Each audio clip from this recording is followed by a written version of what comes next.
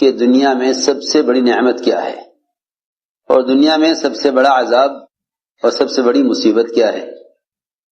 حضرت علی رضی اللہ فرمایا کرتے تھے کہ جو شخص کھانے پینے پہننے اوڑھنے اور ضروریات زندگی کے پورا کرنے کے آلات اور اسباب کو ہی نعمت سمجھے، اس کے عذاب کا وقت قریب آ گیا اور اس کی عقل جاتی رہی۔ اس کے عذاب کا وقت قریب آ گیا۔ جو یہ سمجھتا ہو کہ دنیا کی نعمتیں ہی نعمتیں ہیں، یہی وجہ ہے کہ لوگ ان چیزوں کو نعمت سمجھ کر سب سے بڑی نعمت سے غافل ہیں۔ دنیا کی چیزوں کو نعمت سمجھ کر سب سے بڑی نعمت سے غافل ہیں۔ دنیا کی مادی شکلیں اور اسباب اور ضروریات زندگی یہ اصل نعمت نہیں۔ کیوں؟ اس لیے کہ ان شکلوں پر جنت کی ہمیشہ کی نعمتوں کا مدار نہیں ہے۔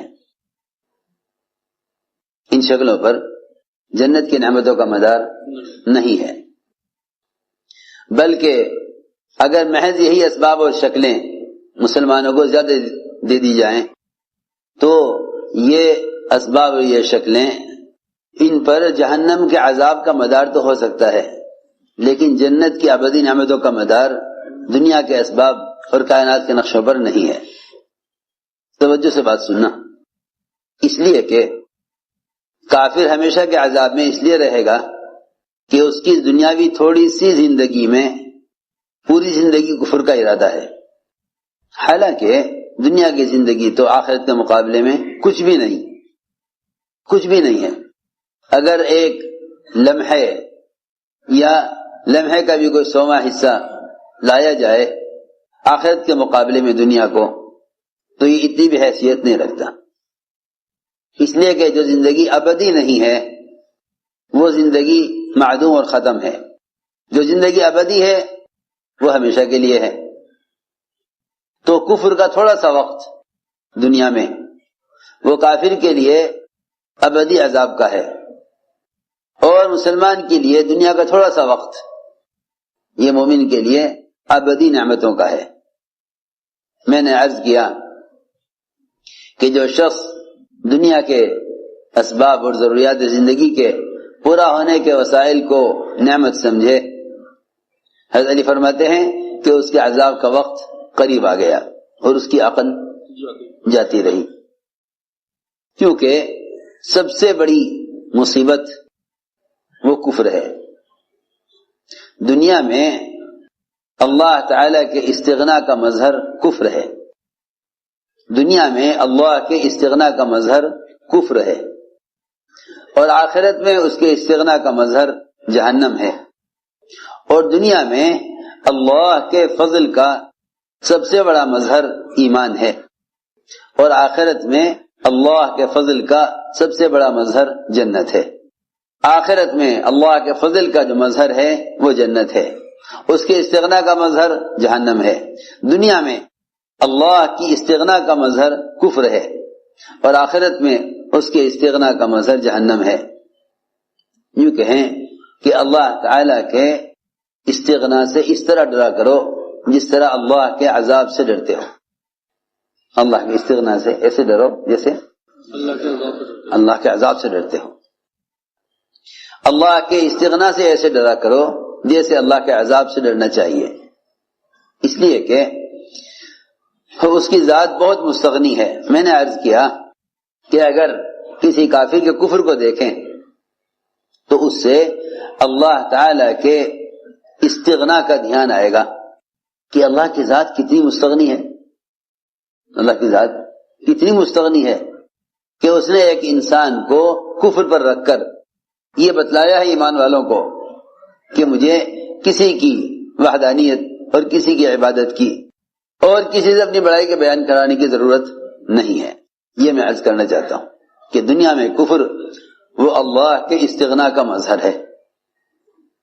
تو جب اللہ تعالی نے کافر کو دکھلا کر اپنا استغنا سمجھایا مومن کو، تو پھر مومن کے لیے کہاں گنجائش ہے، مومن کے لیے کہاں گنجائش ہے کہ وہ کسی عبادت پر فخر کرے، کسی عبادت پر۔ سنو میں کیا کہہ رہا، اس کو تو ہر وقت اس بات پر اللہ کا شکر ادا کرتے رہنا چاہیے کہ اللہ تیرا کتنا بڑا فضل ہے، تیرا کتنا بڑا فضل ہے کہ تو نے مجھے دنیا میں کفر سے بچا لیا۔ کیوں میں عرض کرتا ہوں، جب آپ کسی ہسپتال میں جا کر بیماروں کو دیکھیں تو ہڈی کے بیماروں کو دیکھیں گے تو آپ کو اپنی ہڈیوں پر اللہ کا شکر اور اس نعمت پر اللہ تعالیٰ کے احسان کا خیال آئے گا۔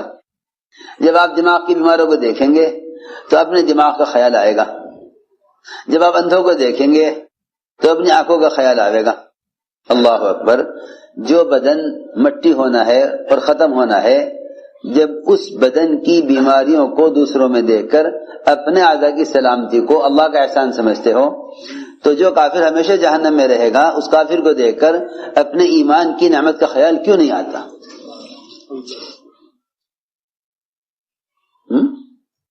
میں حیران ہوں کہ اس زمانے میں پڑھے لکھے کیا عوام سب مسلمان ایمان کی نعمت سے غافل ہیں۔ وہ یوں سمجھتے ہیں یہ تو ایک ہماری پیدائشی چیز ہے، حالانکہ آپ دیکھ رہے ہیں کہ یہودی، نصرانی، مشرک اور کافر ہر مذہب کے گھر میں بچے پیدا ہو رہے ہیں، ان کے پیدا کرنے والے، ان کو جننے والے، وہ انہیں اپنے اپنے مذہب کی تعلیم دے رہے ہیں۔ سوچنے کی بات ہے۔ اس لیے میں نے عرض کیا کہ جو شخص دنیا کی نعمتوں کو نعمت سمجھے اس کی عقل جاتی رہی، اس کے عذاب کا وقت قریب آ گیا۔ سب سے بڑی نعمت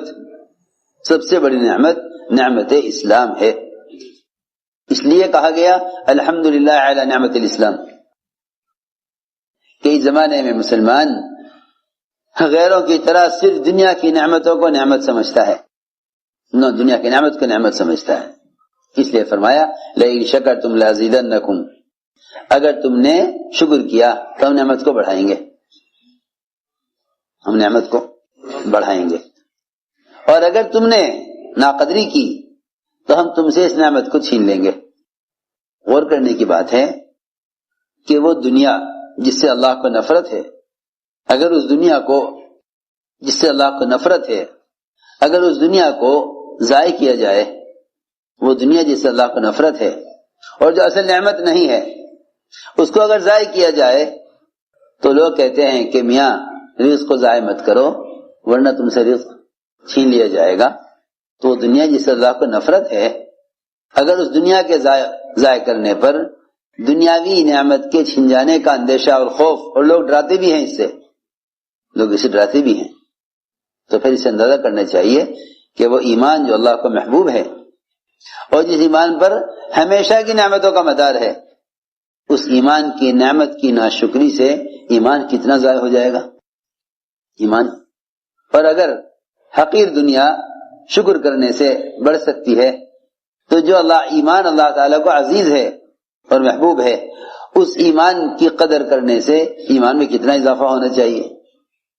لیکن اصل بات یہ ہے کہ لوگ ابھی شکر کو ہی نہیں سمجھے کہ شکر کیا ہے۔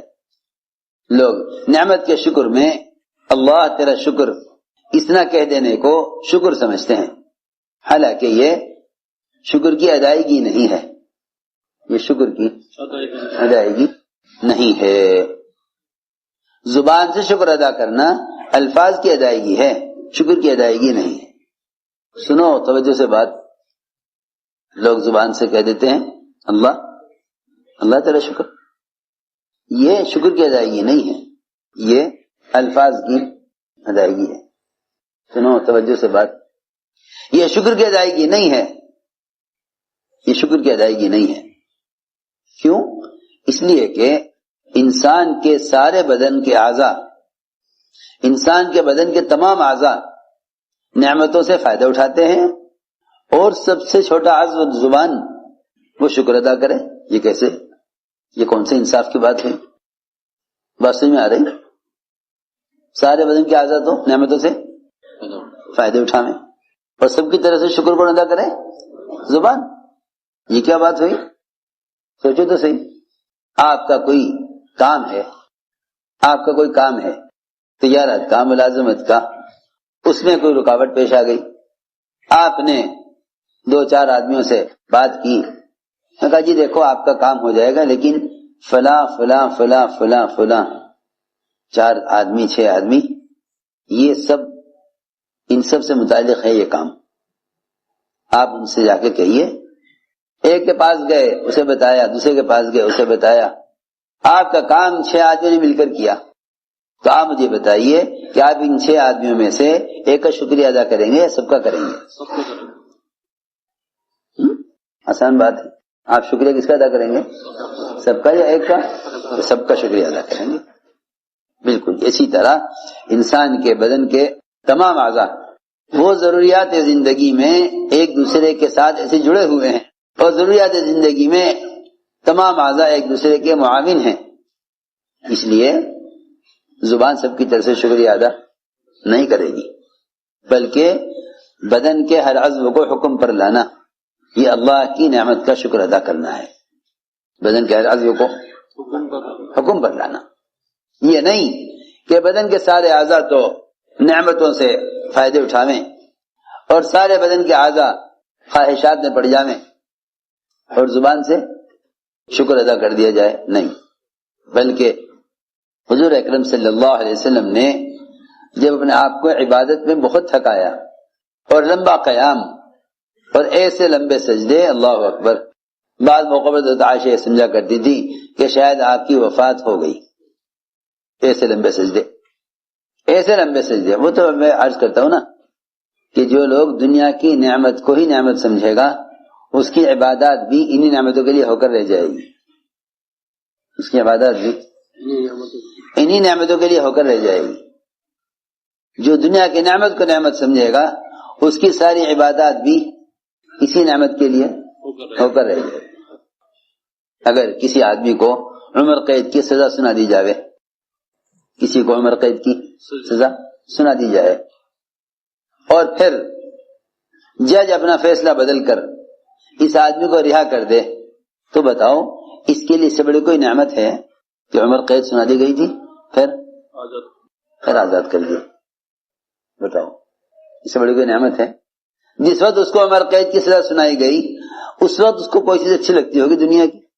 کچھ بھی نہیں ہے۔ زندگی بھر جیل میں رہنا ہے، بیوی بچے مکان دل لگی کے سامان سب اس کے نظر میں بے حیثیت ہو جائیں گے، ہر چیز کی لذت ہر چیز کا مزہ فوراً ختم ہو جائے گا۔ بس اسی لیے عرض کر رہا کہ سب سے بڑی نعمت نعمت ایمان ہے، سب سے بڑی نعمت نعمت ایمان ہے، سب سے بڑی نعمت نعمت ایمان ہے۔